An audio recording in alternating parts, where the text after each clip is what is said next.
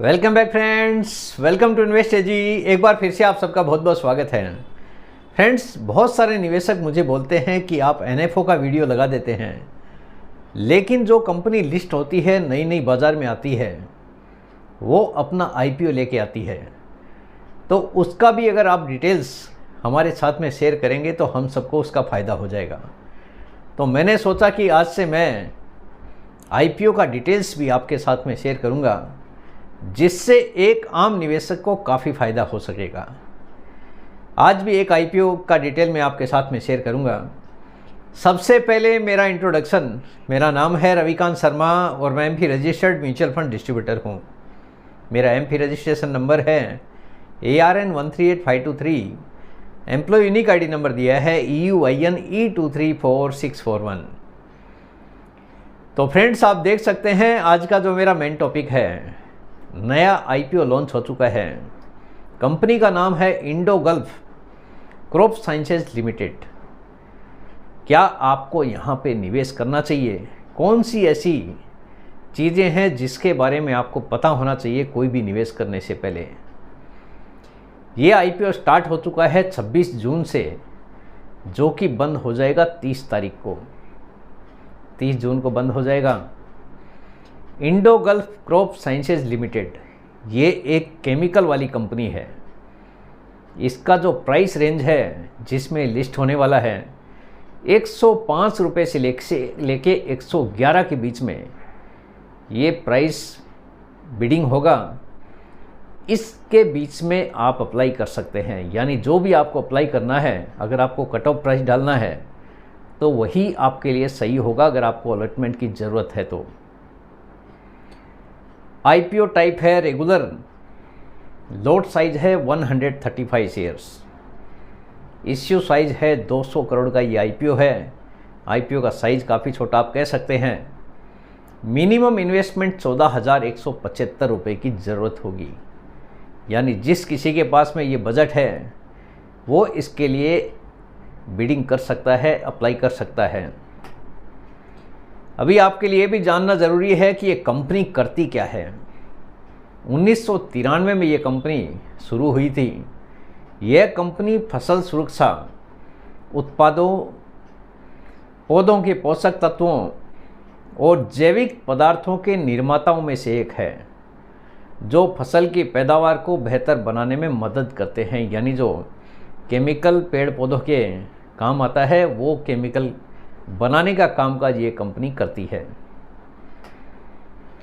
Company ने खुद को एक महत्वपूर्ण निर्यातक के रूप में स्थापित किया है, जिसके उत्पाद 34 से अधिक देशों तक पहुंचते हैं। यानी जो एक्सपोर्ट होता है, करीब 34 देशों में इसके प्रोडक्ट डिलीवर किए जाते हैं। 143 इसके ओवरसीज बिजनेस पार्टनर है। जो 34 देश हैं, वहाँ पे इसके 143 पार्टनर्स भी हैं, जिनके थ्रू प्रोडक्ट्स को सेल किया जाता है। अभी देखिए, आपके लिए जानना ज़रूरी है, कोई भी अगर आपको अप्लाई करना है, कंपनी करती क्या है, कंपनी का बैलेंस शीट कैसा है, तो वो भी मैं आपके साथ में शेयर करने वाला हूँ। इसका रेवेन्यू आप देख लीजिए। FY23 में 549.66 करोड़ का रहा था। FY24 में 552.33 करोड़ हो गया, यानी यहाँ से छोटी सी उछाल देखने को मिली है। और लास्ट के 9 महीने में आप कह सकते हैं FY25 में 9 मंथ तक ₹464.19 करोड़ ये इसका रेवेन्यू रहा है। एबिटा आप देख लीजिए। FY23 में 49.04 करोड़ रहा है। FY24 में 55.74 करोड़ और 9 मंथ FY25 का 44.78 crore. Profit after tax, company के परफॉर्मेंस में प्रॉफिट के बिना सब कुछ अधूरा है। कंपनी कमाती कितना है वो भी जानना ज़रूरी है। 22.42 करोड़ का प्रॉफिट आया था FY23 में, और FY24 में 28.23 करोड़ का प्रॉफिट और 9 महीने का FY25 में 21.68 करोड़ का प्रॉफिट आ चुका है। असेट्स, कंपनी का आप एसेट्स देख लीजिए, 517.51 करोड़ था FY23 में। FY24 में 542.25 करोड़ हो गया।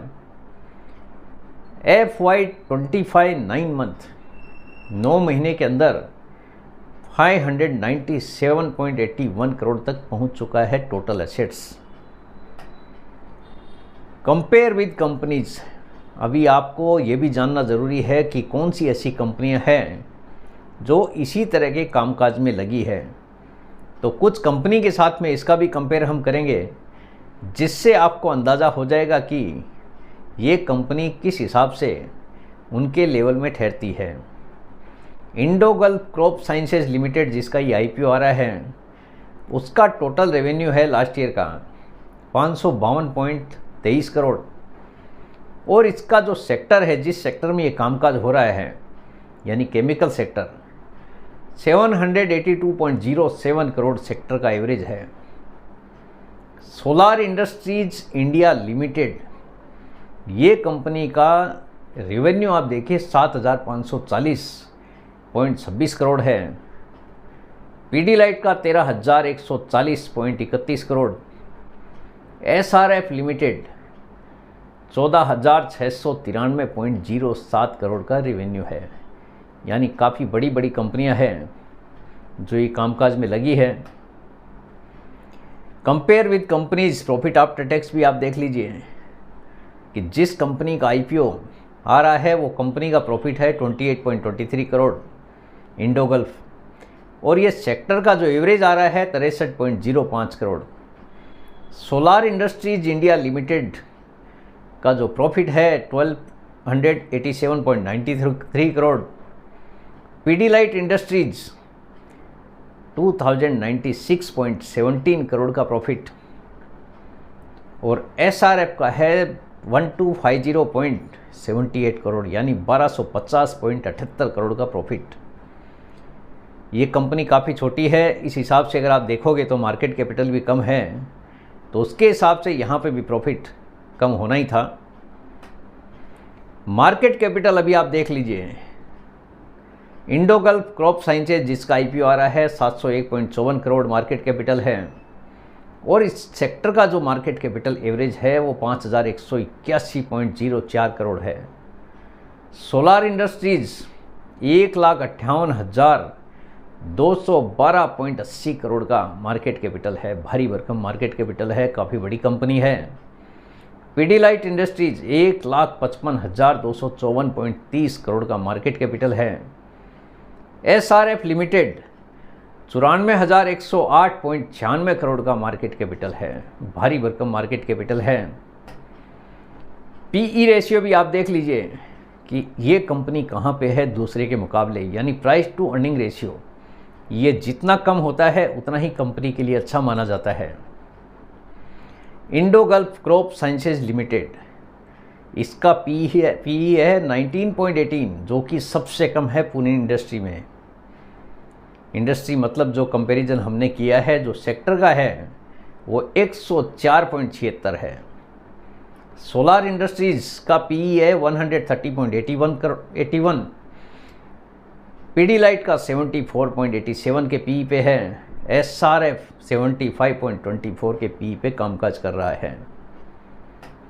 अभी डेप्ट टू इक्विटी रेशियो भी आप देख लीजिए कि कंपनी का डेप्ट किस हिसाब से है। सबसे ज़्यादा डेट वाली जो कंपनी है, यानी जिस पे कर्जा सबसे ज़्यादा होता है, एक्चुअल में नुकसान माना जाता है, लेकिन जिसका कर्जा कम है उसको ही किसी भी तरह से अच्छा माना जाता है। यहाँ पे आप देखोगे तो इंडोगल्फ क्रॉप साइंसेज, जिसका IPO आ रहा है, उस पे 0.78 रेशियो है। सेक्टर का जो डेप्ट टू इक्विटी रेशियो है 0.47, सोलार लाइट का 0.05 और SRF का है 0.37। तो इस हिसाब से ये कंपैरिजन हमने किया है डेप्ट टू इक्विटी रेशियो का। अभी IPO लाने के पीछे पर्पज़ क्या है, कंपनी को ये IPO लाना क्यों है, उसके भी कुछ डिटेल्स कंपनी ने दिए हैं। ऑब्जेक्टिव है वर्किंग कैपिटल रिक्वायरमेंट 40.63%, जो 200 करोड़ का IPO आ रहा है उसका 40.63% की रिक्वायरमेंट है वर्किंग कैपिटल के लिए। जनरल कॉरपोरेट पर्पज़ के लिए 29.30% और रीपेमेंट ऑफ बोरोविंग्स, जो पहले का पैसा लिया हुआ है उसको रीपेमेंट करना है तो 21.31%, और कैपिटल एक्सपेंडिचर के लिए 8.75% की ज़रूरत है। तो इस हिसाब से सारी कंपनी ने डिटेल्स दी है जिसके बेस पे ये IPO आया है। तो फ्रेंड्स, उम्मीद करता हूँ कि सारी की सारी डिटेल आपको समझ में आ गई होगी कि किस हिसाब से ये कंपनी काम करती है, किस हिसाब से इसका बैलेंस शीट है, किस हिसाब से इसका प्रॉफिट आ रहा है, किस हिसाब से इसका रेवेन्यू है। बाकी डिसीज़न आपको लेना है कि कहाँ पे और कितना आपको इन्वेस्टमेंट करना चाहिए। उम्मीद करता हूँ आपको आज का ये वीडियो पसंद आ गया होगा। वीडियो अगर पसंद आ गया, वीडियो को लाइक करना, शेयर करना बिल्कुल मत भूलिए। बेल आइकॉन पे ज़रूर क्लिक करके रखिए, चैनल को ज़रूर सब्सक्राइब कीजिए। जितने ज़्यादा लोगों के साथ में हो सके शेयर कीजिए ताकि हर किसी को इसका बेनिफिट मिल सके। Thank you very much friends, thanks for watching this video.